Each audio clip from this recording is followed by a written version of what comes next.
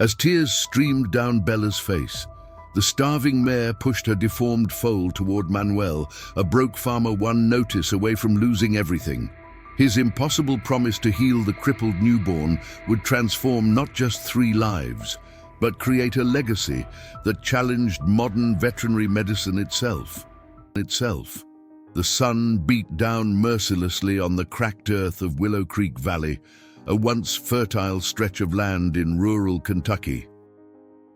Manuel Ramirez, a weathered man of 73, wiped the sweat from his brow as he carried a precious bucket of water across his parched property. His steps were slow but purposeful, each one a testament to decades of hard work and stubborn resilience. The farmhouse behind him, once white, now a faded grey, had stood for nearly a century, bearing witness to generations of struggle and triumph. "Oh, just a little further, Bella," Manuel called out, his voice raspy from years of early mornings and late nights. "Got your breakfast right here, old girl." In the small paddock ahead, a chestnut mare raised her head at the sound of her name. Bella was thin, too thin for Manuel's liking, her ribs visible beneath her dull coat. Once a spirited quarter horse with eyes that sparked with life, she now moved with the same careful deliberation as her owner. Age and hardship had marked them both. Manuel reached the wooden trough and poured the water slowly, making sure none was wasted. Water had become more precious than gold in these parts since the drought began 18 months ago. 3 failed growing seasons had brought Manuel to the edge of ruin. Most of his neighbors had already sold their land to developers or larger agricultural corporations. Only stubborn pride and nowhere else to go kept Manuel holding on. "There you go," he murmured as Bella approached, nuzzling his weathered hand before drinking. "Easy now, make it last." He ran his calloused palm along her neck, feeling each vertebra. The mare was the last of his livestock. He'd sold the others, 2 cows, a small flock of chickens, and his prized bull to pay the property taxes and keep the electricity running.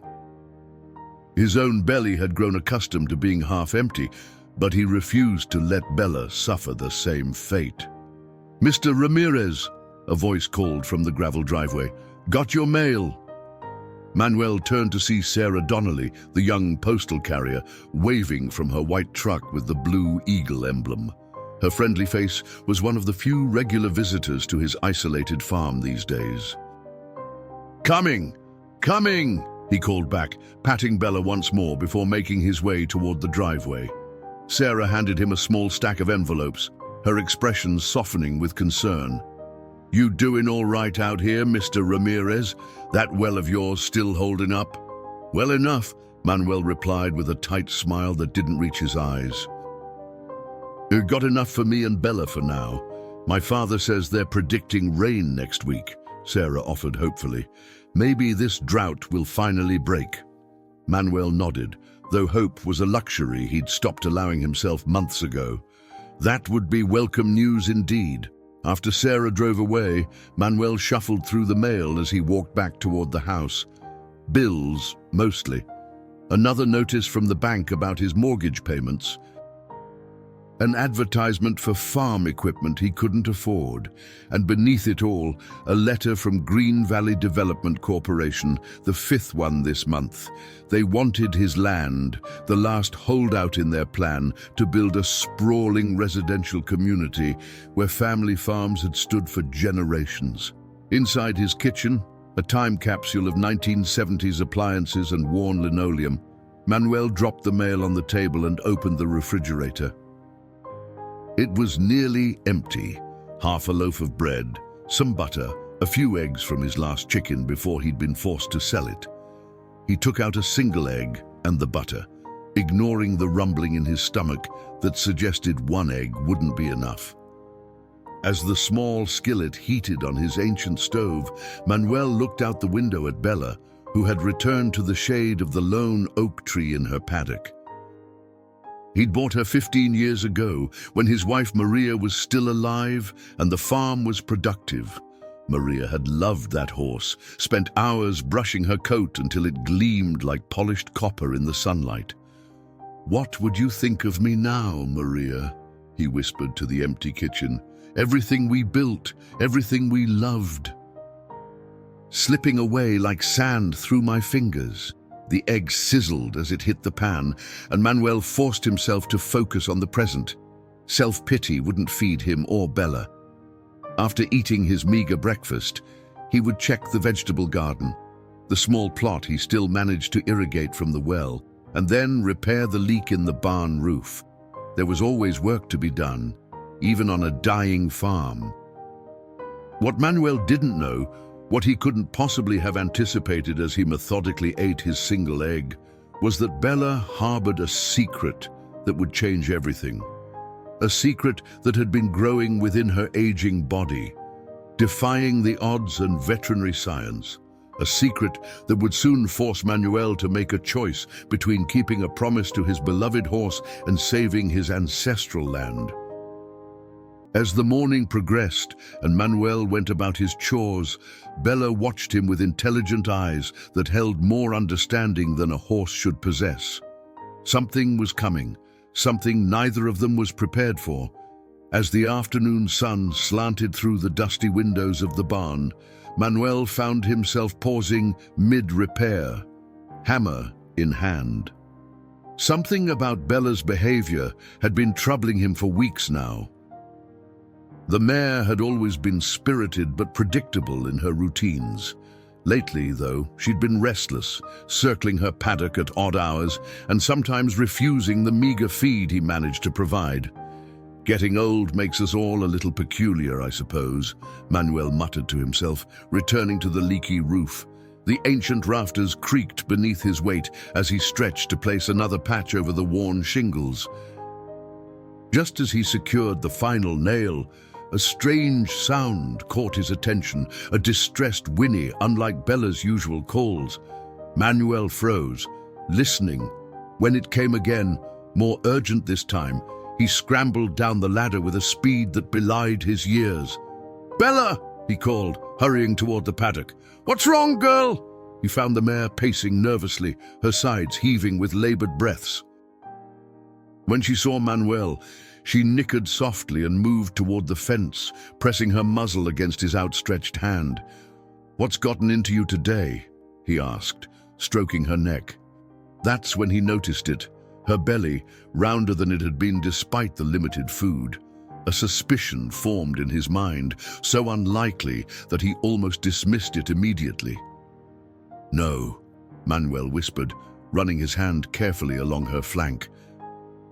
It can't be." But the more he examined her, the more certain he became. Somehow, impossibly, Bella was pregnant. At 22 years old, ancient for a horse, she was well past breeding age. The last time she'd been near a stallion was over 2 years ago, before the drought, when his neighbor Thomas Bradford still owned that magnificent Appaloosa. "Dios mío," Manuel breathed, his mind racing. How did I not notice? He thought back over the past months, recalling how he'd attributed her changing shape to the irregular feeding schedule, her mood swings to the stress of the drought. He'd been so consumed with keeping the farm afloat, with his own survival, that he'd missed what was happening right before his eyes. The realization brought both wonder and dread.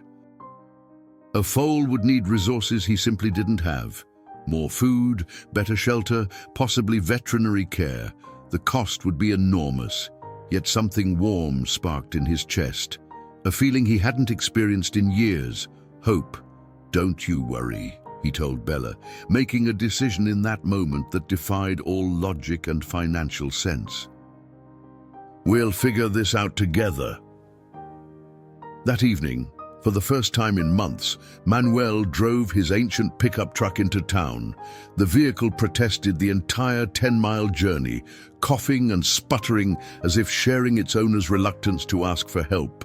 Willow Creek's main street was a shadow of its former self. The drought had taken its toll on local businesses. For lease signs decorated half the storefronts. Manuel parked in front of Miller's Feed and Supply, one of the few establishments still operating. The bell above the door jingled as he entered, and Jim Miller looked up from behind the counter, surprise evident on his face. "Manuel Ramirez," he said, adjusting his faded baseball cap. "Been a while since we've seen you in town." "Need some supplies?" Manuel replied, uncomfortable with the admission of need. "My mare, Bella, she's expecting?" Jim's eyebrows shot up. "Expecting? That old girl must be, what, 20-something now?" 22, Manuel confirmed. "I know it doesn't make much sense." "Well," Jim said, scratching his beard thoughtfully, "horses can sometimes conceive up to their mid-20s, though it's rare. But at her age, she'll need special care. Got a vet lined up?" Manuel stared at the floor. "Not yet. Things have been tight." A heavy silence fell between them, thick with unspoken understanding. Everyone in Willow Creek knew about Manuel's struggles. "Tell you what," Jim finally said, moving out from behind the counter. "Let's put together what you need for now. Got some supplements that'll help her stay strong, some better quality feed." As they gathered supplies, Jim kept his voice casual. "You heard about the Thompson place? Sold to those developers last week. Got enough to pay off their debts and move closer to their grandkids in Nashville." Manuel nodded stiffly. "The Thompsons had been his neighbors for 30 years. They've been asking about your property too, I reckon," Jim continued. "5th letter this month?" Manuel confirmed. "Might not be the worst idea, Manuel," Jim suggested gently. "Fresh start somewhere else. This drought's breaking more than the land around here." Manuel's jaw tightened. "And this farm was my father's, and his father's before him. My Maria is buried beneath the willow tree out back. I'm not going anywhere." Jim raised his hands in surrender. "Just saying, having a foal might be a sign, you know. New life, new beginnings." When the supplies were gathered, Jim tallied the cost. Manuel's heart sank at the figure, far more than he had available. Before he could speak, Jim crossed out the total and wrote a much lower number. "These are just about expired items," Jim lied transparently. "Need to move them out anyway." Manuel's pride warred with necessity. "I can't accept." "You'd be doing me a favor," Jim insisted. "Besides, when that foal comes, I want to see pictures." Been too long since we had good news around here. Driving home with his truck bed full of supplies, Manuel felt a complex mixture of gratitude and shame. His entire life, he'd been the one others came to for help. Now, at 73, he was accepting charity. As he pulled up to his farmhouse in the gathering dusk, he saw Bella standing at the fence, her silhouette changed by her secret burden. Looking at her, Manuel made a silent promise, to her and to himself. "We're going to welcome this new life properly," he whispered, "no matter what it takes." The weeks that followed brought subtle changes to the Ramirez farm.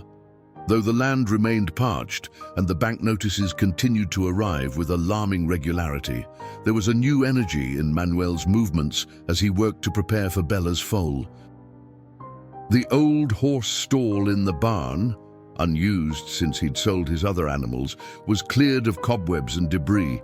Fresh straw, a luxury he'd scavenged from neighboring abandoned farms, now carpeted the floor. "Need to make it comfortable for the little one?" Manuel explained to Bella as he led her through the refurbished space one evening.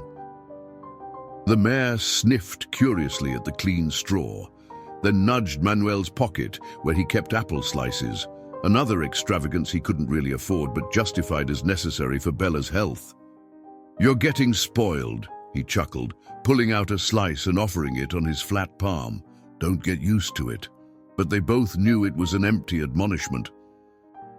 In the month since discovering her pregnancy, Manuel had redirected every spare resource toward Bella's care. His own meals had grown even leaner, but he barely noticed, too consumed with preparations and worry. One morning, as Manuel sipped his watery coffee at the kitchen table, a sharp knock at the door startled him. Visitors were rare enough to be concerning. He opened the door to find Dr. Elaine Winters, the local veterinarian, standing on his porch with a medical bag in hand. "Jim Miller said you might need some help," she explained before Manuel could speak. Something about an elderly mare defying the odds. Manuel's first instinct was to send her away. Her services were well beyond his budget, but concern for Bella overrode his pride. "She's out back," he said simply, stepping aside to let Dr. Winters in. The veterinarian was efficient and thorough, examining Bella with gentle hands while Manuel hovered nearby, trying not to appear as anxious as he felt. "Well, she's definitely pregnant," Dr. Winters confirmed, straightening up. "I'd estimate she's about 9 months along, which means you've got another 2 or 3 months before the foal arrives." "Will she be all right?" Manuel asked, the question that had been plaguing him finally spoken aloud. At her age, Dr. Winters' expression grew serious. "I won't sugarcoat it, Mr. Ramirez. A pregnancy at her age carries significant risks. Her body is already showing signs of strain." She gestured to Bella's legs, which had begun to swell slightly. "And there's a higher chance of complications with the foal." Manuel's throat tightened. "What kind of complications?" "Developmental issues, primarily." "The foal might be underweight or have congenital problems." She paused, studying Manuel's face. "You understand that even with perfect care, there are no guarantees here." "Life never offers guarantees, Doctor," Manuel replied softly. "But we do the best we can with what we're given." Something in his words seemed to resonate with Dr. Winters. Her professional detachment softened slightly. "In the fact that she's made it this far is remarkable," she admitted. "She must have excellent care." Manuel shrugged off the compliment, uncomfortable. "What does she need that I'm not providing?" Dr. Winters outlined a regimen of care: specific nutrients, gentle exercise, warning signs to watch for. Before leaving, she reached into her bag and pulled out several bottles of supplements. "These were samples from a pharmaceutical rep," she said, though Manuel suspected this was another kindness disguised as practicality. "They'll help with her joint pain and ensure the foal gets what it needs." As she headed toward her truck, she turned back. "I'll stop by next week to check on her. No charge," she added firmly when Manuel began to protest. "Consider it professional curiosity." Pregnancies in mares this age are rare enough to be scientifically interesting. After she left, Manuel sat on an overturned bucket in Bella's paddock, watching the mare graze on the sparse grass. "You hear that, old girl? You're scientifically interesting," he smiled wryly. "Always knew you were special, but now we have expert confirmation." The days began to follow a new routine. Each morning, Manuel would check on Bella before dawn, administering the supplements Dr. Winters had provided. Throughout the day, he'd lead her on slow walks around the property, talking to her constantly about nothing and everything: the weather, memories of better times, plans for the foal. "If it's a filly, maybe we'll call her Maria," he suggested one afternoon as they walked the perimeter of the paddock. "What do you think of that?" Bella snorted and tossed her head, making Manuel laugh. "Not a fan? Well, we have time to decide." In the evenings, he'd sit on the porch with an ancient veterinary manual borrowed from Jim Miller, studying the sections on equine birth with the intensity of a medical student before finals. The pages on potential complications kept him awake at night, his mind conjuring vivid images of all that could go wrong. 2 months passed this way, with Dr. Winters making weekly visits that gradually shifted from professional curiosity to something more personal. She'd bring extra supplements that were about to expire, or hay that was taking up space in her barn. Manuel accepted these gifts with growing humility, understanding that sometimes pride must bow to necessity. Bella's belly grew rounder, her movements more deliberate. The spark in her eyes remained, though, especially when Manuel approached with treats or gentle words. Then came the morning when everything changed. Manuel woke before sunrise, as usual, and headed out to check on Bella. The February air was crisp and cold, carrying the faint promise of spring despite the lingering drought. He found her standing unusually still in the center of her paddock, her sides heaving slightly. "Bella!" he called, quickening his pace. "You all right, girl?" When she turned to look at him, he saw something in her eyes he recognized immediately. Pain mixed with determination.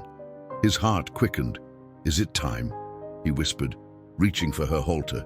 "Let's get you to the barn," but Bella resisted, pulling back gently but firmly. She pawed at the ground, then lowered herself carefully to lie on her side, a soft groan escaping her. Manuel's hands trembled as he pulled out his cell phone, another luxury he rarely used, and dialed Dr. Winter's number. "She's lying down in the paddock," he explained when the veterinarian answered. "Won't come to the barn. I think it's happening." "I'm on my way," Dr. Winters replied, her voice calm but urgent. "Don't try to move her if she's chosen a spot. Some mares have strong instincts about where they want to deliver. Just stay with her and keep her calm." Manuel knelt in the dirt beside Bella's head, stroking her neck as the first rays of sunrise painted the sky in shades of pink and gold. "It's all right," he murmured, as much to himself as to her. Everything's going to be all right." But as Bella's breathing grew more labored and the contractions visibly rippled across her swollen belly, Manuel couldn't shake the feeling that this new day was bringing challenges neither of them were prepared to face. The sky had fully brightened by the time Dr. Winter's truck kicked up dust on the long driveway. Manuel hadn't moved from Bella's side, his knees aching from kneeling in the hard-packed earth, his weathered hands steady as they stroked the mare's sweating neck. "Easy, girl," he murmured, as another contraction visibly rippled across her flank. "Help is coming." Dr. Winters approached at a run, medical bag bouncing against her hip. Her quick assessment of the situation was evident in the slight narrowing of her eyes. "How long has she been down?" she asked, kneeling beside Manuel and pulling on latex gloves. "About an hour," he replied. "Contractions are coming faster now." The veterinarian nodded, her movements efficient as she examined Bella. "She's progressing normally, but her heart rate is elevated. I'm concerned about her stamina at her age." Manuel swallowed hard. "And the foal?" "We'll know soon enough, Doctor."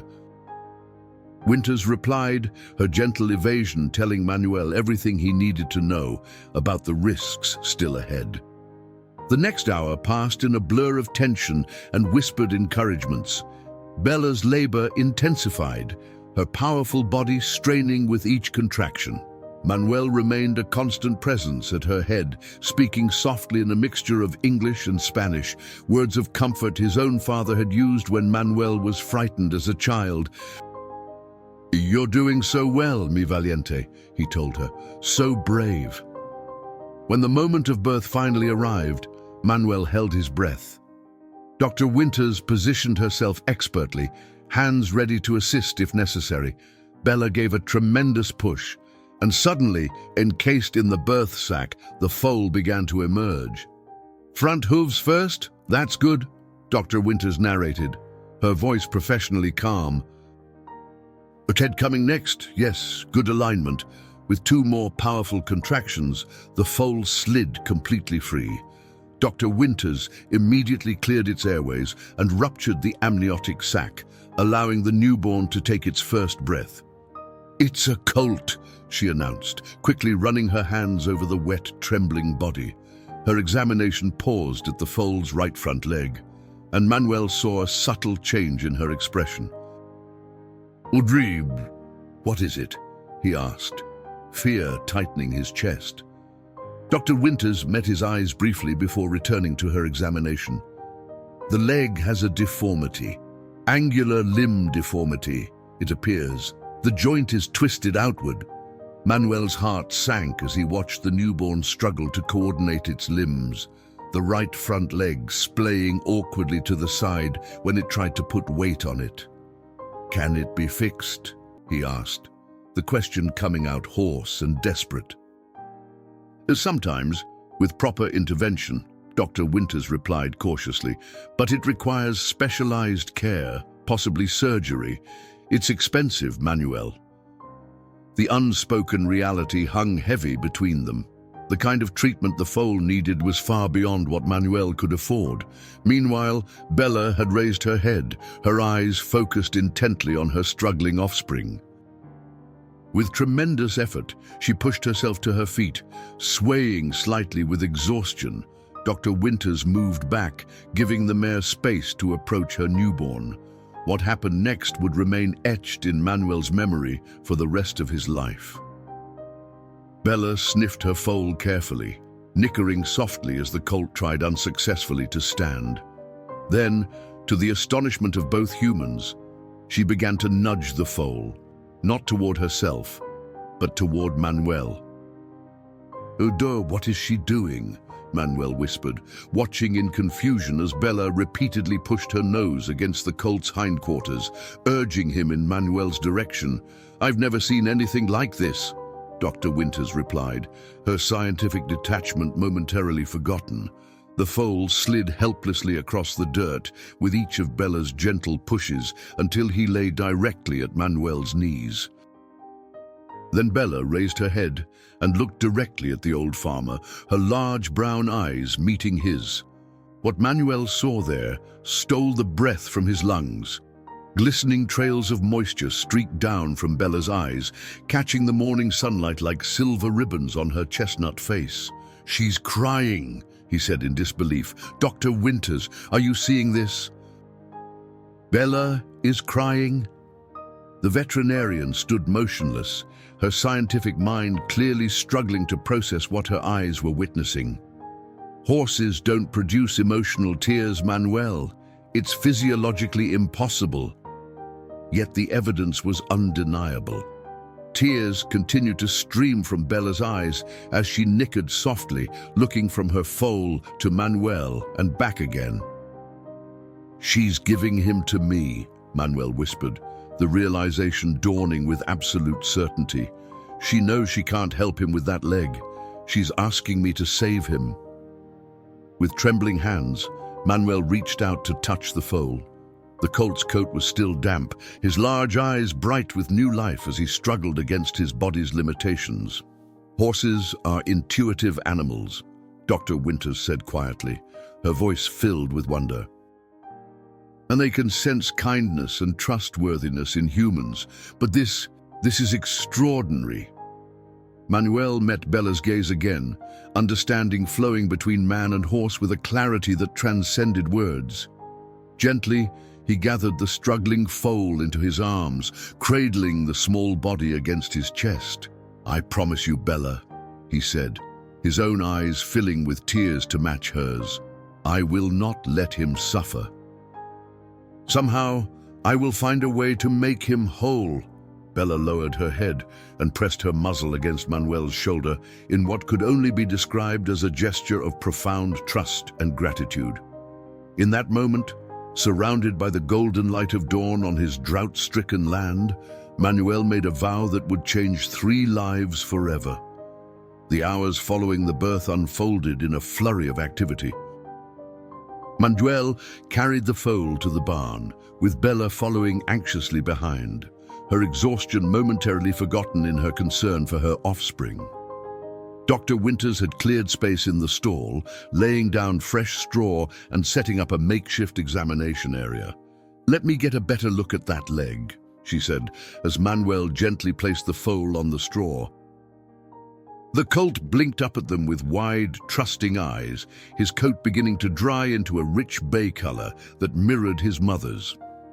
Dr. Winters' examination was thorough, her fingers probing the twisted joint with practiced precision.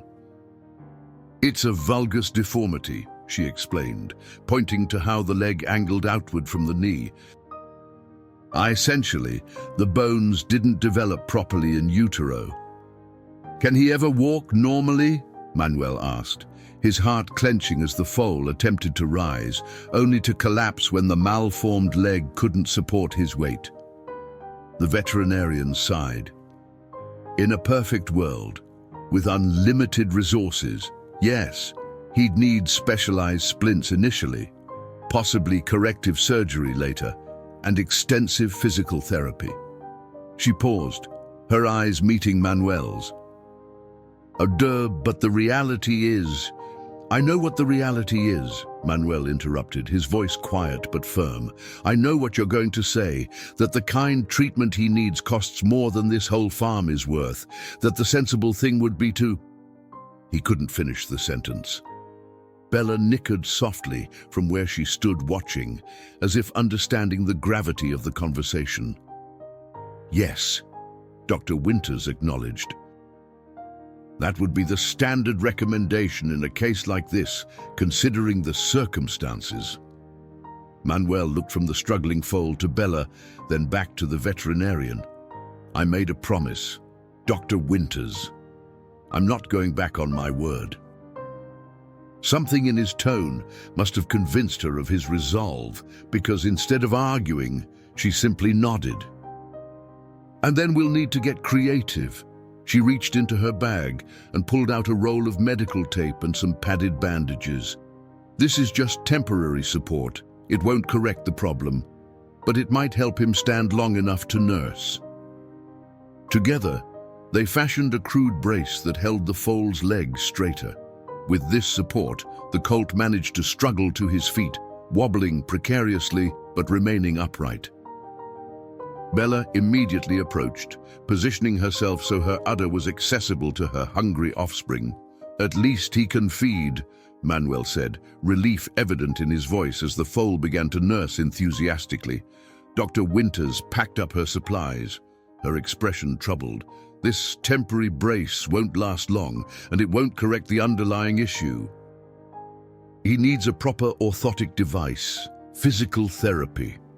"I'll figure something out," Manuel insisted. As the veterinarian prepared to leave, she hesitated at the barn door. "I have some colleagues at the University Veterinary Hospital. I could make some calls, see if there's any research programs or charity funds." "Thank you," Manuel said, genuine gratitude in his voice. "I'd appreciate any help." Alone with Bella and her foal, Manuel sank onto a bale of hay, the weight of his promise settling heavily on his shoulders. The barn was quiet except for the soft sounds of the foal nursing and the occasional rustling of straw. "What am I going to do?" he whispered, more to himself than to the horses. The temporary brace Dr. Winters had created would buy them a little time, but not much. Without proper intervention, the leg would never strengthen correctly, condemning the foal to a lifetime of pain and disability, or worse.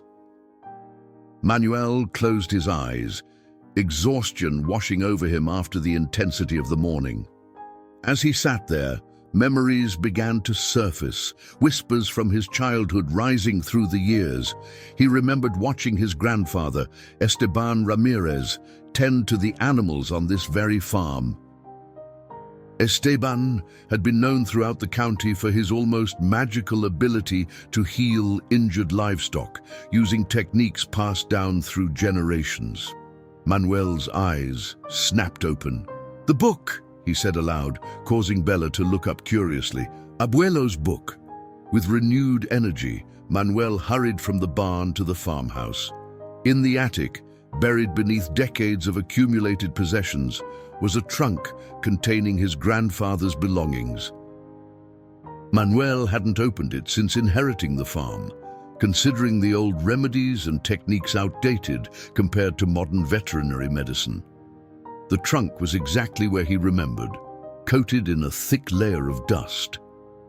The brass lock had long since corroded, breaking easily when Manuel applied pressure. Inside, beneath faded clothing and yellowed photographs, he found what he was seeking, a leather-bound journal, its pages brittle with age but still intact. Manuel carried the precious book to the kitchen table and began carefully turning the pages. His grandfather's elegant handwriting filled each page, accompanied by detailed sketches of splints, braces, and therapeutic exercises for various animal ailments. Halfway through the journal, Manuel found what he was looking for, a section titled Corrective Treatments for Foal Leg Deformities. "Thank you, abuelo," Manuel whispered, running his finger along the detailed instructions for creating a progressive correction splint using materials commonly found on a farm. According to his grandfather's notes, such deformities weren't uncommon in foals, particularly those born to older mares. With proper support and consistent therapy, many foals could develop normal limb function over time. The key was starting treatment immediately and maintaining it consistently. Manuel studied the designs carefully. His grandfather had used carved pieces of white oak for the splint's frame, cushioned with leather padding and secured with carefully positioned straps. The design allowed for adjustments as the foal grew and the leg gradually straightened. The light outside was fading by the time Manuel finished reviewing the journal. He returned to the barn with renewed purpose, checking on Bella and the foal, who had settled into the straw together. "I'm going to call you Esperanza," Manuel told the colt softly. It means hope in Spanish. Because that's what you are. Hope in the middle of this drought. Hope when everything seemed lost. Esperanza blinked up at him with intelligent eyes, the temporary brace still supporting his malformed leg. Bella watched Manuel with what seemed like understanding, as if she somehow knew he had found a solution. "First light tomorrow," Manuel promised, stroking the foal's soft muzzle. "We begin your healing. Your great-great-grandfather Esteban is going to help us through his wisdom." That night, Manuel sat at his kitchen table making lists of materials he would need. White oak for the frame. He had a fallen oak tree behind the barn that would work perfectly. Leather for the padding. He could use an old saddle that was beyond repair. Tools, fasteners, additional padding materials. He was so absorbed in his planning that he almost missed the knock at his door. Opening it, he found Sarah Donnelly, the mail carrier, standing on his porch with a small package. "Evening, Mr. Ramirez," she said, smiling. "This came for you, and I thought it might be important. Was going to deliver it tomorrow, but I was driving by anyway." Manuel accepted the package, noting it was from the county tax assessor's office. "Oh, and I heard about your new arrival," Sarah added, her eyes bright with excitement. "News travels fast. A foal in February, that's something special." "He's special, all right," Manuel agreed, not elaborating on Esperanza's condition. After Sarah left, Manuel opened the envelope to find yet another notice about his overdue property taxes. The county was threatening to initiate foreclosure proceedings if payment wasn't received within 60 days. Manuel placed the notice face down on the table, refusing to let it dampen his determination. One problem at a time. First, Esperanza's leg. Then, somehow, he would find a way to save his farm. Outside, the first raindrops in months began to fall, pattering gently on the roof, as if the heavens themselves were acknowledging that something miraculous had occurred on the drought-stricken Ramirez farm. Dawn broke with unusual clarity after the night's gentle rain.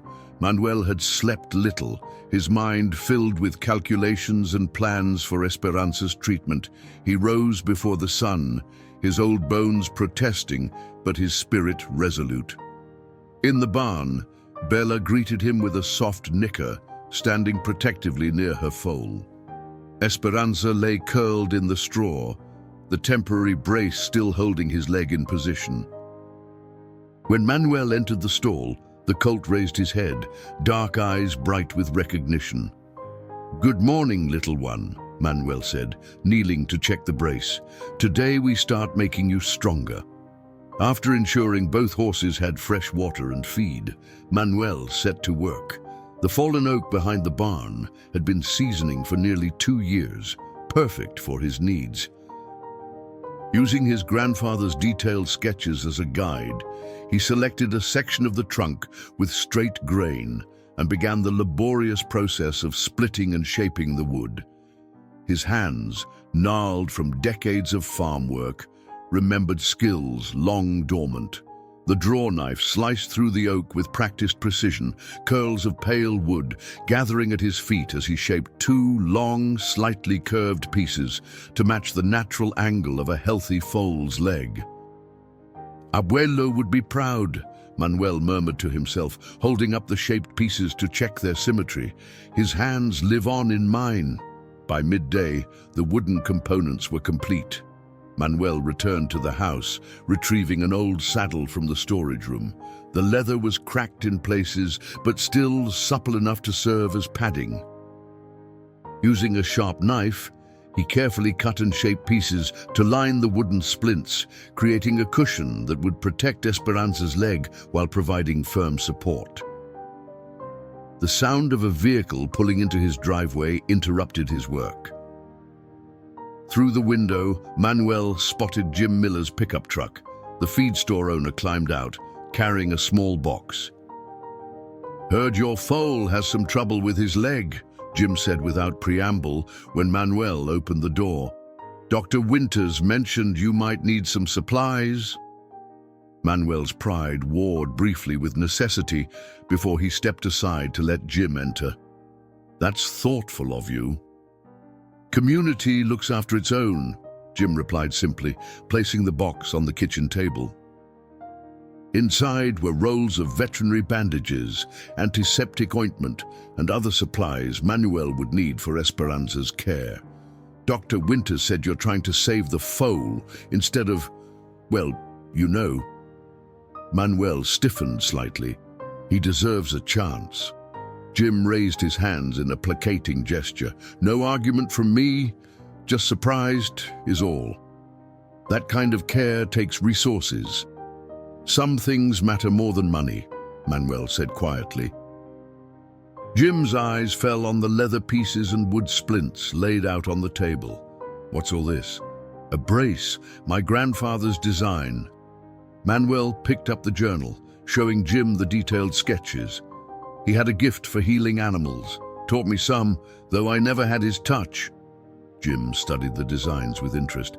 "Never seen anything like this. You really think it'll work?" "It has to," Manuel replied simply. After Jim left, promising to spread word if anyone had additional supplies to spare, Manuel returned to his work with renewed focus. By late afternoon, the brace was complete. 2 wooden splints connected by leather straps, lined with padded leather, and designed to be adjusted as Esperanza grew and his leg gradually straightened. In the barn, Manuel found Bella watching attentively as Esperanza attempted to stand, struggling against his malformed limb.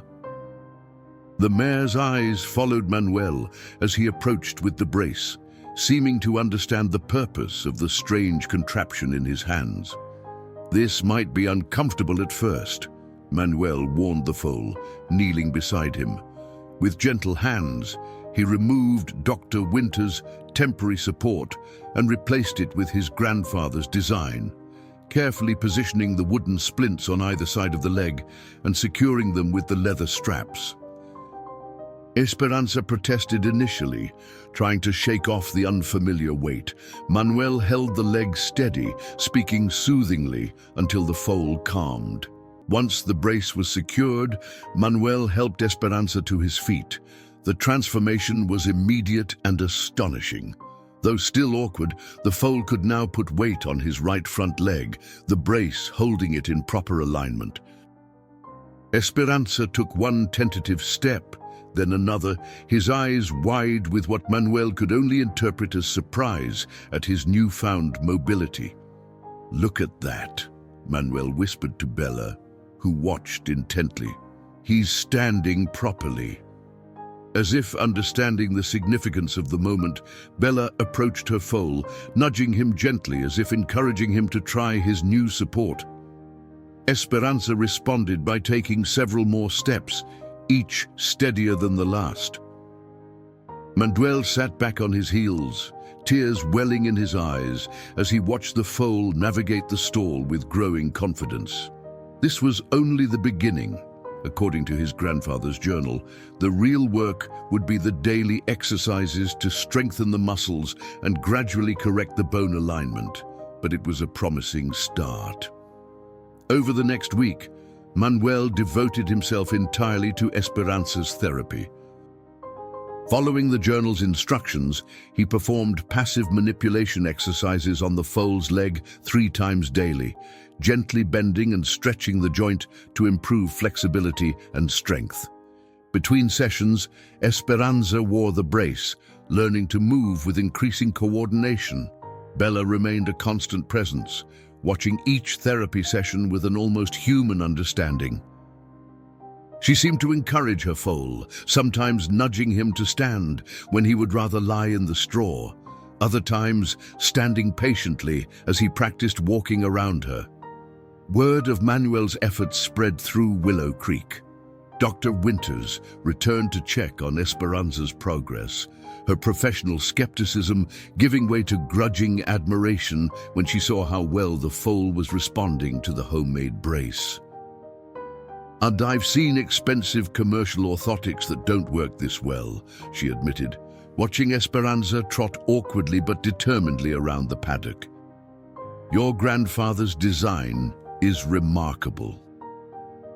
He understood that healing isn't just about the body, Manuel explained, showing her the journal entries that detailed not just the physical therapy, but the importance of the animal's spirit and will to recover.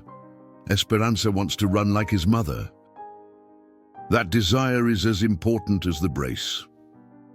As February gave way to March, Manuel's financial situation grew increasingly dire. Another notice arrived from the bank, followed by a letter from Green Valley Development Corporation offering an exceptional one-time purchase price for his property. The amount was substantial, enough to clear his debts and still leave him with a modest sum to start over elsewhere. Manuel placed the offer letter with the others, unopened, in a drawer. His focus remained singular: Esperanza's recovery. Each day brought subtle improvements. The foal grew stronger, more coordinated. Manuel adjusted the brace weekly, changing its angle slightly to encourage the leg to align more correctly. The exercises became more complex, incorporating short walks that gradually increased in distance. One evening, as Manuel sat on the porch steps watching Bella and Esperanza in the paddock, Sarah Donnelly's mail truck pulled up. Instead of simply delivering mail and continuing her route, she stepped out and approached the fence. "Everyone in town's talking about what you're doing for that foal," she said, watching Esperanza prance around, his braced leg moving with surprising agility. "They're saying it's a miracle." Manuel shook his head. "Not a miracle, just patience and knowledge passed down through generations." Sarah studied him thoughtfully. "Maybe, but not everyone would put so much of themselves into saving a horse with a bad leg, especially when—" She trailed off, clearly reluctant to mention his financial troubles, "especially when I might lose this farm anyway." Manuel finished for her. "And just some things you do because they're right, not because they make sense." As Sarah drove away, Manuel returned his gaze to Esperanza, now resting beside Bella in the fading light. He had no regrets about his choice, despite the uncertain future. Whatever happened with the farm, he would know he had kept his promise to Bella, to the foal, and to himself. What he couldn't possibly know was how completely that decision would transform not just Esperanza's life, but his own. By early April, the drought that had plagued Willow Creek Valley for nearly 2 years finally broke. Spring rains transformed the parched landscape, coaxing tentative green shoots from the earth. On the Ramirez farm, Manuel had planted a small garden near the house, taking advantage of the renewed soil to grow vegetables that would sustain him through the coming months. Esperanza's progress had exceeded even Manuel's most optimistic expectations. The foal, now 2 months old, moved with a confidence that belied his difficult start in life. Though the leg still required the brace, Manuel had been able to adjust it to allow for more natural movement as the muscles strengthened and the bones gradually realigned. Each morning, Manuel performed the therapeutic exercises detailed in his grandfather's journal, manipulating the joint through its range of motion while Esperanza stood patiently. The foal had grown accustomed to the routine, sometimes nickering impatiently when Manuel was late for their session. "You're getting spoiled," Manuel told him one morning, massaging the leg after removing the brace for the daily therapy. Expecting room service right on schedule, Bella watched from nearby, her eyes alert and interested. The bond between Manuel and her foal seemed to please her, as if she recognized that her extraordinary act of trust had been justified. As Manuel worked, the sound of vehicles on his driveway caught his attention. Through the barn door, he could see Dr. Winter's truck, but it was accompanied by an unfamiliar SUV with university logos on its doors. "Manuel!" Dr. Winters called, approaching the barn with a well-dressed man following behind her. "I hope we're not interrupting. This is Dr. David Harrison from the veterinary school at State University." Manuel rose slowly, wiping his hands on a towel. "Morning, Doc. What brings the university to my humble farm?" Dr. Harrison stepped forward, his keen eyes already fixed on Esperanza.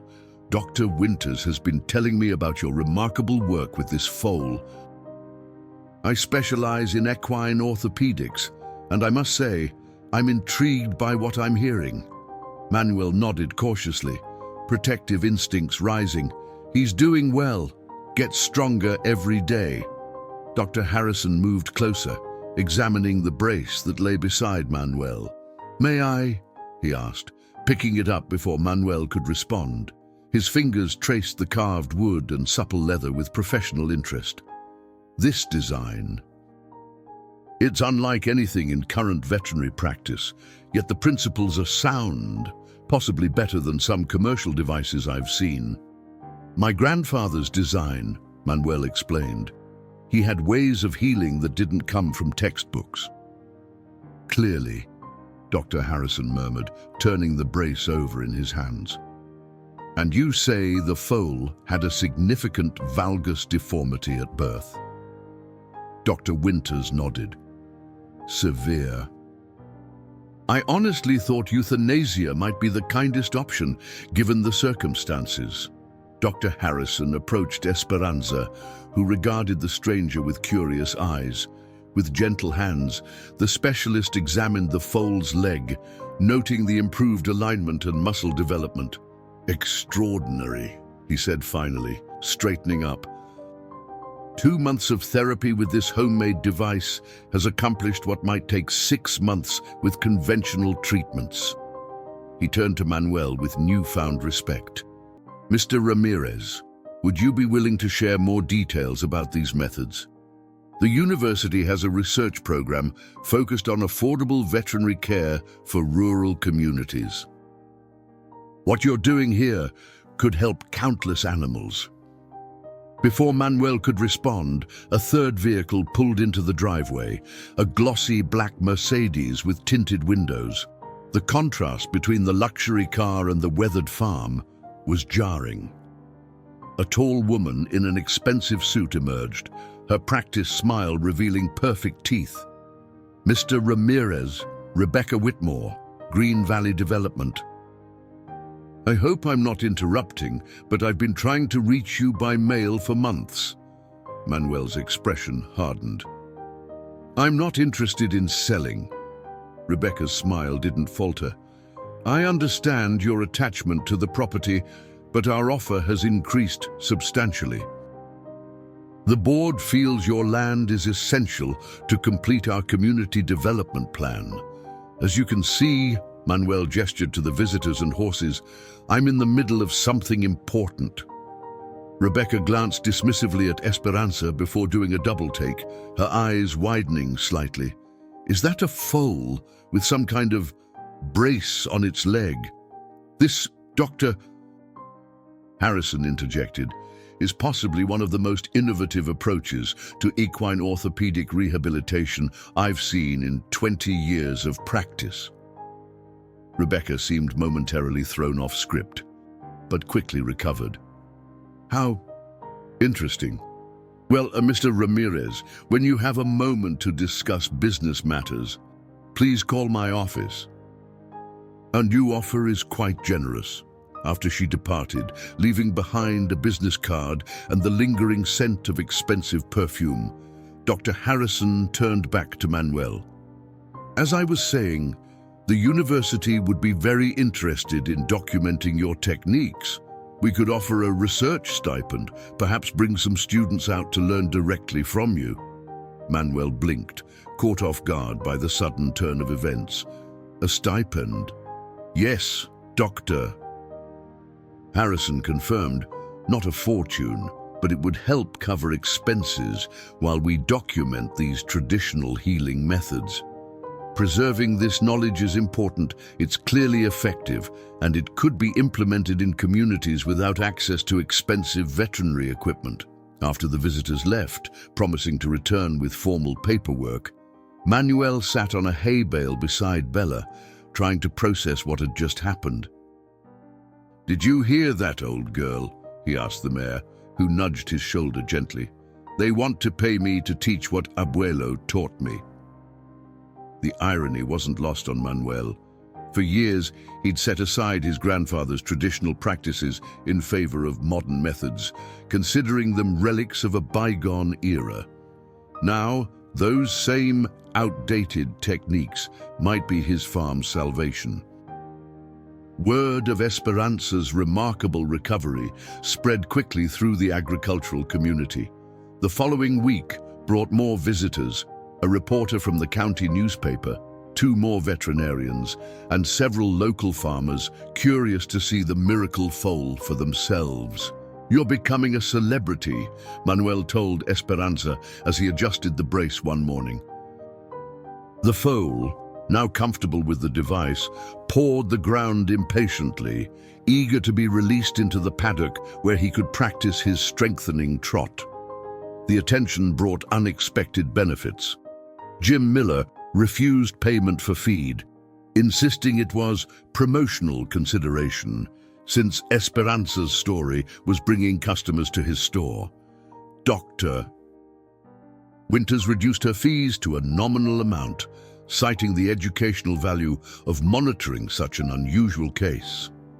Most significantly, Dr. Harrison's promised research stipend materialized, a modest monthly sum that, combined with Manuel's reduced expenses, allowed him to make partial payments on his outstanding debts.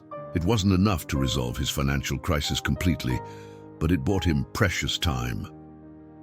As April gave way to May, Esperanza's progress continued.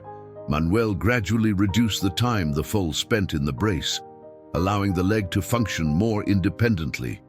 There was still a visible difference from his other legs, a slight outward angle that would likely always remain, but the functional improvement was remarkable. Esperanza could run, jump, and play alongside Bella with only a minor irregularity in his gait. One warm afternoon, as Manuel watched Esperanza racing around the paddock, his leg moving with near-normal coordination, a truck pulled into the driveway. Thomas Bradford, whose farm bordered Manuel's to the east, stepped out and approached the fence. "Heard about your miracle foal," he said without preamble. "Wanted to see for myself." Manuel nodded in greeting.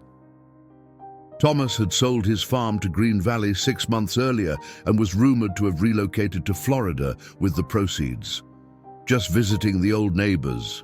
Manuel asked, suspicious of the timing. Thomas watched Esperanza with an appraising eye. "Not exactly. Looking to restart my breeding program in Tennessee.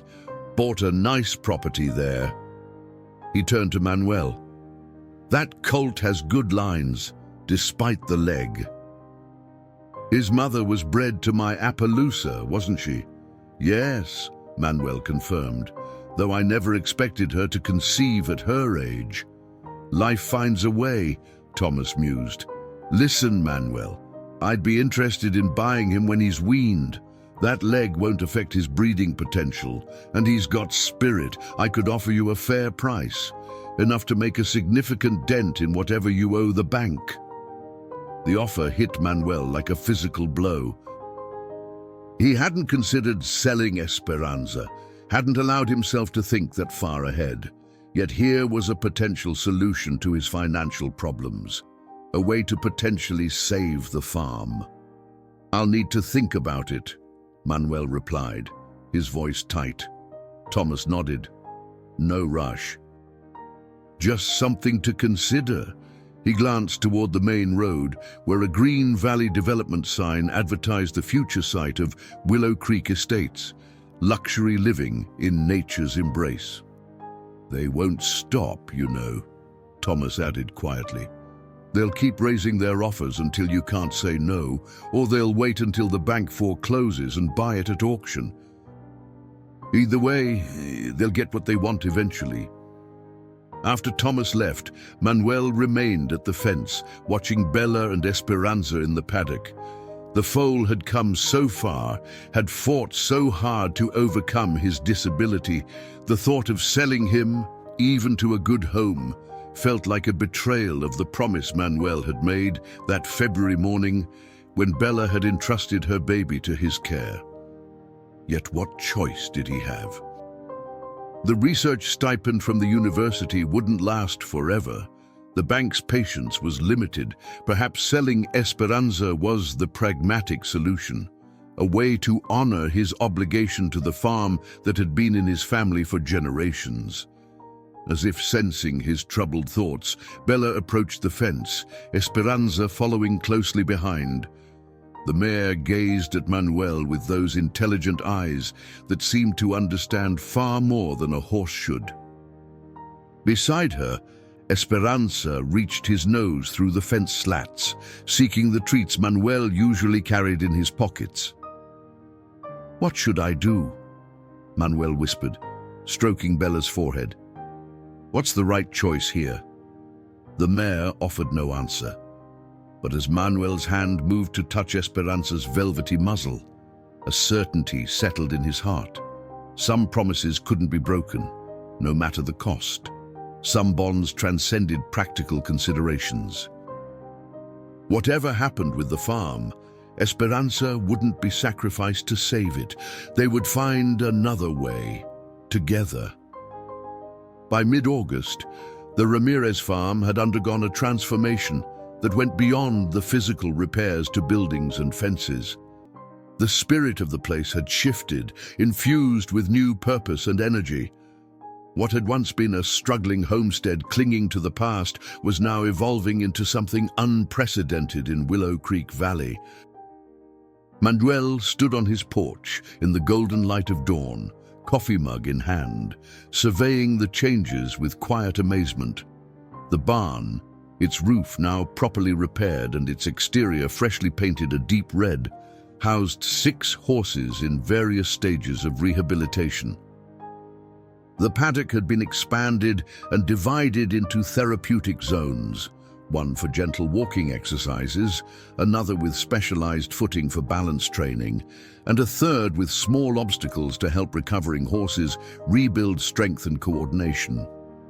3 university students had taken up residence in the renovated bunkhouse, trading labor and assistance for the opportunity to learn Manuel's techniques firsthand. Their presence brought youthful vigor to the farm and allowed Manuel to accept more equine patients than he could have managed alone. "Morning, Mr. Ramirez," called Jessie, a veterinary student from State University, as she headed toward the barn with a clipboard in hand.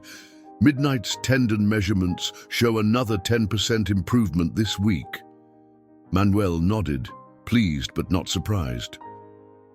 The black thoroughbred had responded exceptionally well to the modified brace he'd designed, inspired by Esperanza's but adapted for an adult horse's injury.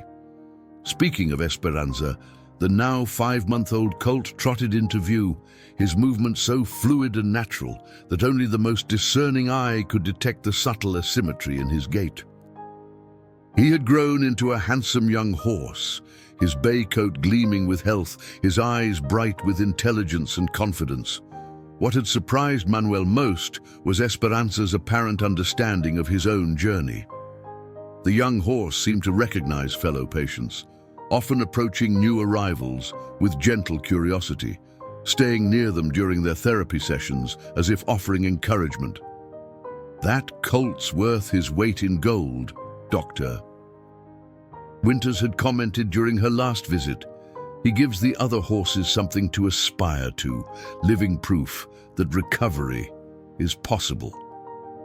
The phone rang inside the house, pulling Manuel from his contemplation. These days, the phone rang constantly. Horse owners from across the country seeking help, veterinarians requesting consultations, journalists wanting interviews.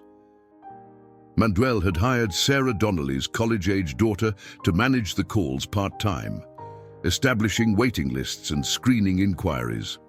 "Ramirez Equine Rehabilitation," Manuel answered, the name still feeling slightly foreign on his tongue, despite having been his idea. "Mr. Ramirez, it's Dr. Harrison," came the familiar voice. "Do you have a moment to discuss the workshop next month?" The workshop had been Dr. Harrison's brainchild, a 3-day intensive training for veterinarians and equine therapists to learn Manuel's techniques. The university would host it, with Manuel as the primary instructor. The registration fees, split between the university and Manuel, represented yet another unexpected source of income. "I've been reviewing your grandfather's journal," Manuel said, after they'd finalized several details.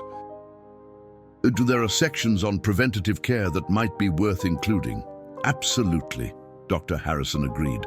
"The holistic approach is what makes these methods so effective. Speaking of which, that article in Equine Health Monthly has generated enormous interest. We've had inquiries from veterinary schools in 3 countries. After the call, Manuel made his way to the barn for morning rounds. Each stall now had a nameplate and a treatment chart, documenting progress with the methodical precision Dr. Harrison had encouraged Manuel to adopt. Blending traditional knowledge with modern record-keeping had proven remarkably effective. Stella, the Arabian mare, who had been his first paying patient, was scheduled to return home the following week. Her recovery had exceeded all expectations, impressing even skeptical specialists who had initially doubted Manuel's methods. "You'll be running barrels again by spring," Manuel told her as he checked her leg, feeling the restored strength and flexibility in the once damaged tendons. "Your young rider will be overjoyed." As if understanding his words, Stella nickered softly, nudging Manuel's shoulder with her muzzle. This connection, this silent communication between human and horse, remained at the heart of Manuel's approach, regardless of how formal and structured other aspects of the operation had become. In the paddock, Bella grazed contentedly, her role on the farm having evolved as well.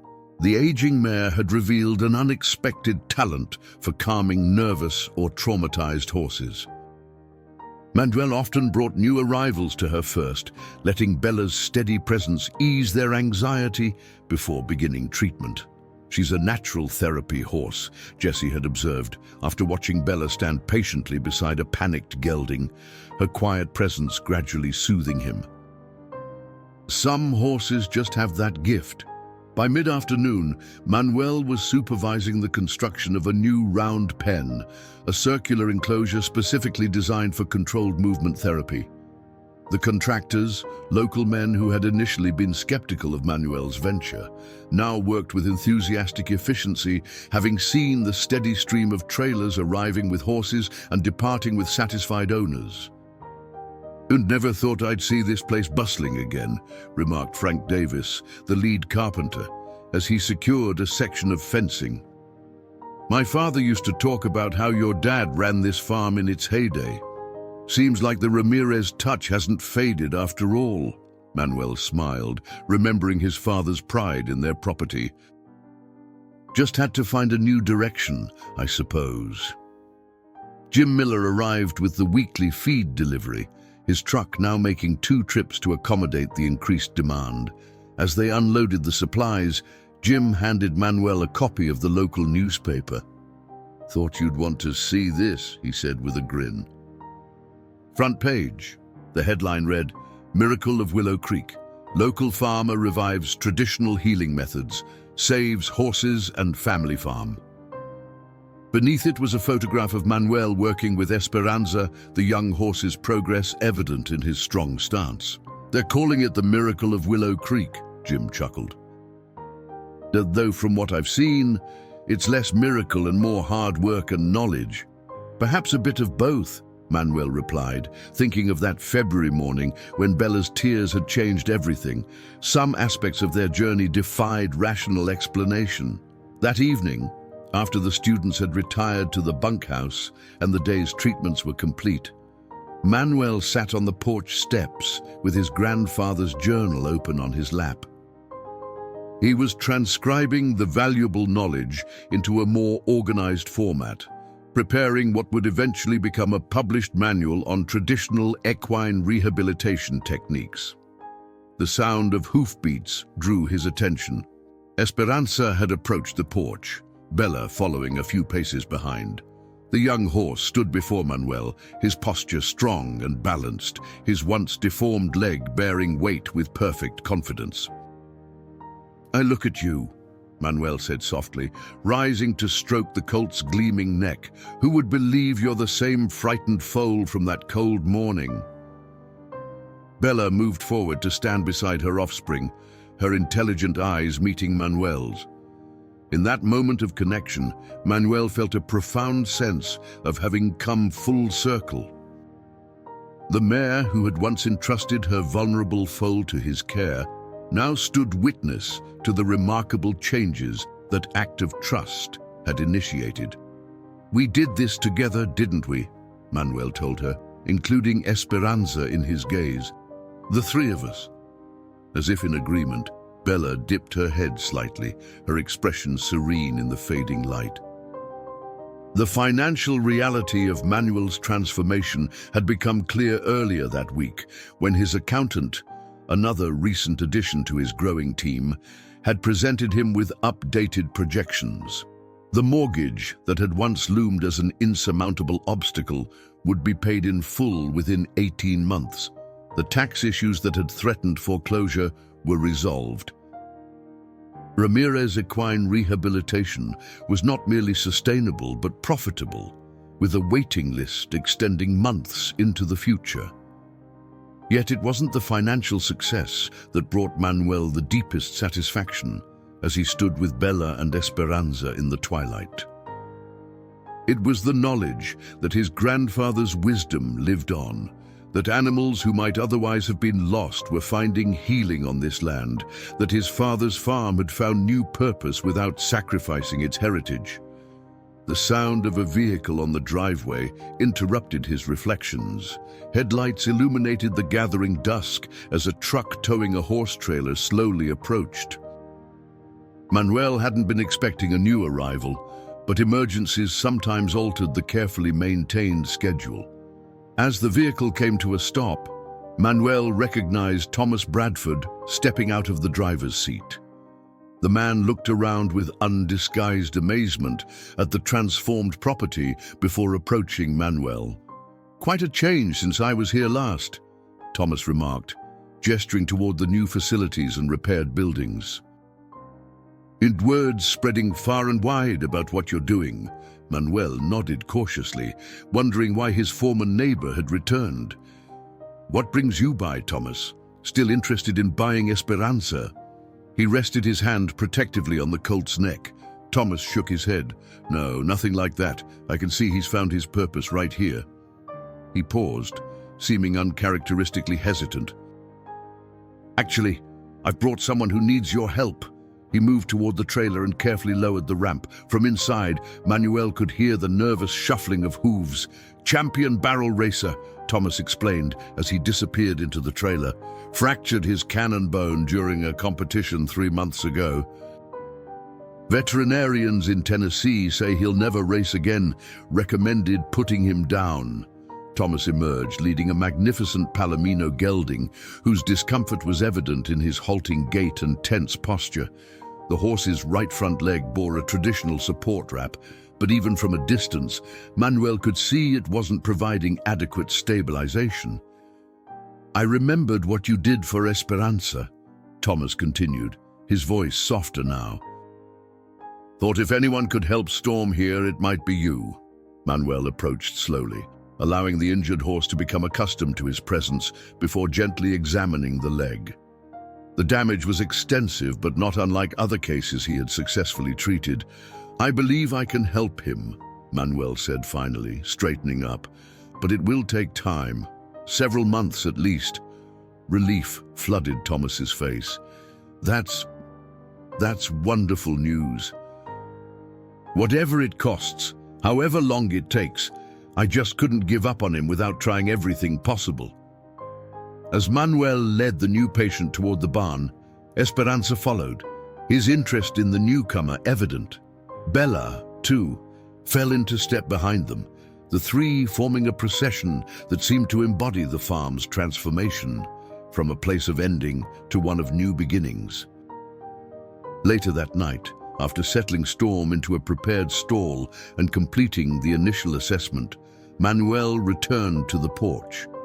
The stars were brilliant above Willow Creek Valley, the air sweet with the scent of late summer. From the paddock came the soft sounds of horses at rest, peaceful in the knowledge they were being cared for. Manuel picked up his grandfather's journal again, running his fingers over the worn leather cover. An idea had been forming in his mind for weeks now, a vision that would extend what they had built here far beyond the boundaries of his property. Tomorrow, he would begin taking the first steps toward making that vision reality, a legacy worthy of Esperanza's courage, Bella's trust, and his grandfather's wisdom. As Manuel looked out over his transformed land, he understood with perfect clarity that what others called the miracle of Willow Creek had begun with a simple act of faith, a mother horse giving her foal to a poor farmer, trusting him to find a way when there seemed to be none. Everything that followed had flowed from that moment of connection, that leap of trust across the boundaries separating species. The true miracle, Manuel reflected, wasn't just in Esperanza's healing or the farm's renewal, but in the reminder that sometimes, when we honor our promises against all practical reasoning, life reveals possibilities we could never have imagined on our own. 1 year later, on a crisp February morning, Manuel stood at the center of a gathering unlike anything Willow Creek Valley had ever seen.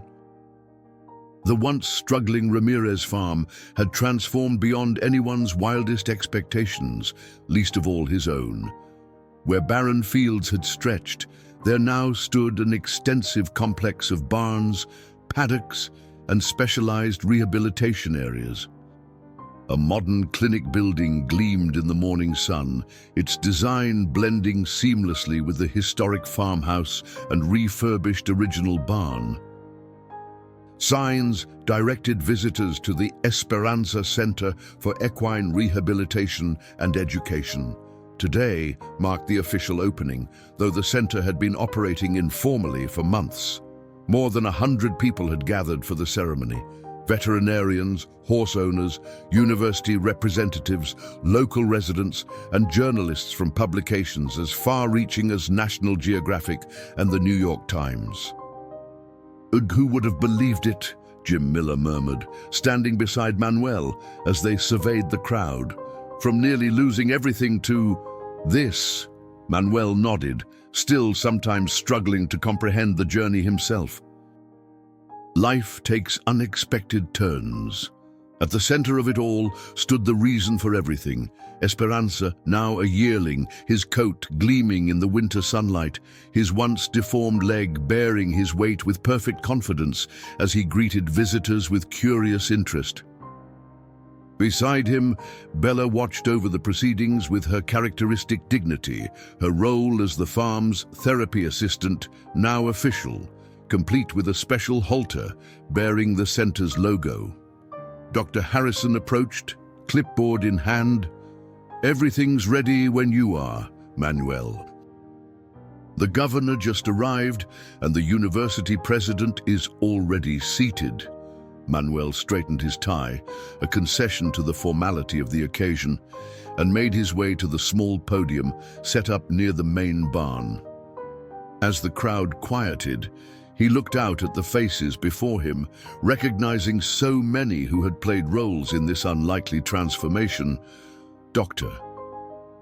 Winters, whose initial skepticism had given way to unwavering support. Sarah Donnelly, who had spread word of Esperanza's progress through her rural mail route. The university students who had devoted countless hours to learning and documenting his grandfather's methods. A year ago, Manuel began, his voice carrying across the attentive gathering.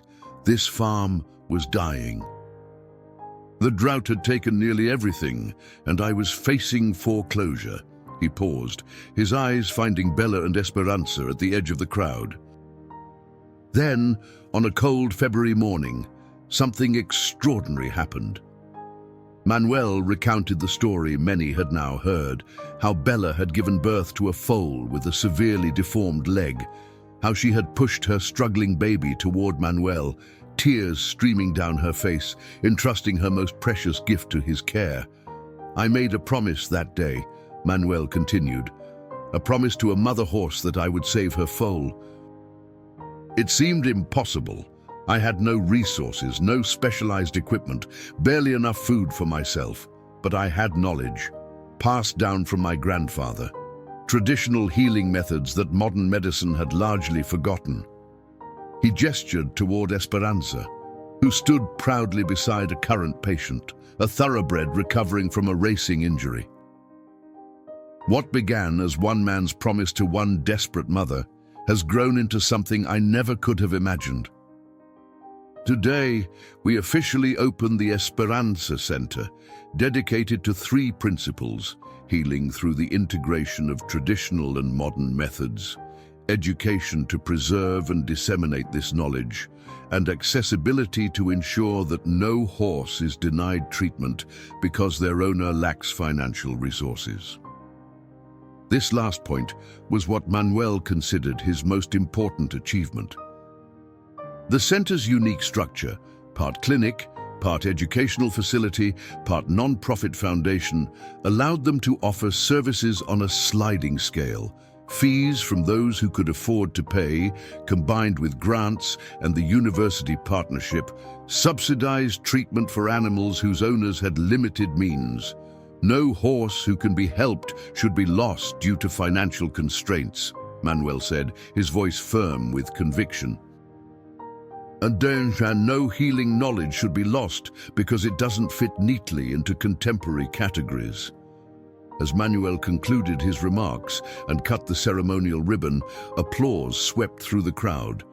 The governor stepped forward to present an official proclamation recognizing the center's contributions to the state's agricultural heritage and economic development. The celebration continued throughout the day. Visitors toured the facilities, watching demonstrations of various rehabilitation techniques. In the educational center, a converted hay barn, Manuel's grandfather's journal occupied a place of honor in a glass display case, its pages digitally scanned and made available as part of the center's teaching materials. Late in the afternoon, as the crowd began to thin, Dr. Harrison found Manuel observing a therapy session from the edge of the round pen. But the university board voted unanimously to approve the Joint Research Initiative, he announced, full funding for 5 years, with priority on documenting and analyzing traditional healing methods from diverse cultures. Manuel nodded, satisfaction evident in his expression. This partnership would ensure that his grandfather's knowledge and similar wisdom from other traditions would be preserved, validated, and integrated into mainstream veterinary practice. And, Dr. Harrison added with a smile, they've approved the scholarship program for students from rural and indigenous communities. 5 full scholarships annually, including guaranteed internships here at the center. This had been a particular passion for Manuel, ensuring that young people from backgrounds similar to his own would have opportunities to become the next generation of healers, combining respect for traditional knowledge with scientific understanding. As evening approached and the last visitors departed, Manuel found himself drawn to the original paddock where Esperanza had been born. Bella and her son had retreated there as well, seeking quiet after the day's excitement. The 3 of them stood together in the fading light, connected by a journey that had begun in desperation and flowered into something none could have anticipated. Manuel stroked Bella's neck, remembering how thin she had been during the drought, how she had somehow maintained her dignity even as hunger gnawed at them both. "You knew, didn't you?" he murmured to her. "Somehow, you knew that your foal would change everything." Bella nudged his shoulder gently, her wise eyes seeming to hold answers to questions Manuel hadn't even thought to ask. Beside her, Esperanza pranced playfully, embodying the center's name, hope made manifest. Green Valley Development had long since abandoned their pursuit of the Ramirez property, focusing their efforts elsewhere in the county. The drought had finally broken, allowing the land to heal and flourish. The mortgage that had once threatened everything was now paid in full, the farm more financially secure than it had been in generations. But beyond these practical matters, something more profound had transpired, a reweaving of broken connections. Manuel had reconnected with his grandfather's wisdom, finding in it not just solutions to Esperanza's physical challenges, but a bridge between past and future. The center stood as living proof that old knowledge and new understanding could complement rather than compete with each other. As darkness fell, Manuel led Bella and Esperanza back to the barn, now expanded to accommodate the center's many patients. In the yearling stall, a bronze plaque told his story in simple words. Esperanza, the foal who inspired a center, born with challenges, healed through determination, trust, and traditional wisdom. That night, Manuel sat on his porch as he had countless evenings before, but with a heart full in a way he'd never experienced. From the distance came the soft sounds of horses settling for the night, the occasional voices of the staff who lived on the property, the gentle rhythm of a farm at peace with itself. Tomorrow would bring new patients, new challenges, new opportunities to share the knowledge that had saved Esperanza. Students would arrive for the spring semester's training program. Researchers would continue documenting and analyzing the outcomes of their integrated approach. But tonight, Manuel simply sat in grateful contemplation of how completely life could change when one chose to honor a promise that seemed impossible to keep. He thought of his wife Maria, gone now for many years, and how proud she would be of what the farm had become. He thought of his parents and grandparents, whose labors had preserved this land until it could find its true purpose. Most of all, he thought of that cold February morning when a horse had cried real tears and trusted him with her most precious gift. In that moment of connection between species, a spark had ignited that now warmed hundreds of lives, human and equine alike. Some called it the miracle of Willow Creek. Some attributed it to Manuel's skill or his grandfather's wisdom. Scientists studied the techniques, documenting their efficacy with data and peer-reviewed papers.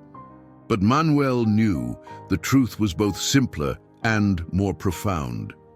What had saved Esperanza, the farm, and ultimately Manuel himself was the power of a promise kept against all odds, and the extraordinary courage of a mother horse who somehow understood that by giving away her foal, she would save him. As stars appeared above Willow Creek Valley, Manuel whispered a prayer of gratitude for tears that had fallen and changed everything. Not just one horse, not just one farm, but an expanding circle of healing that would continue long after he was gone. In the barn, Bella and Esperanza slept peacefully, their extraordinary journey having transformed not only their own lives, but countless others. The miracle that had begun with trust and tears continued to unfold in ways no one could have predicted. A testament to what becomes possible when we recognize that sometimes the most powerful healing comes from the most unexpected sources. Gracias, Manuel whispered to the night, his heart full. Thank you for showing me the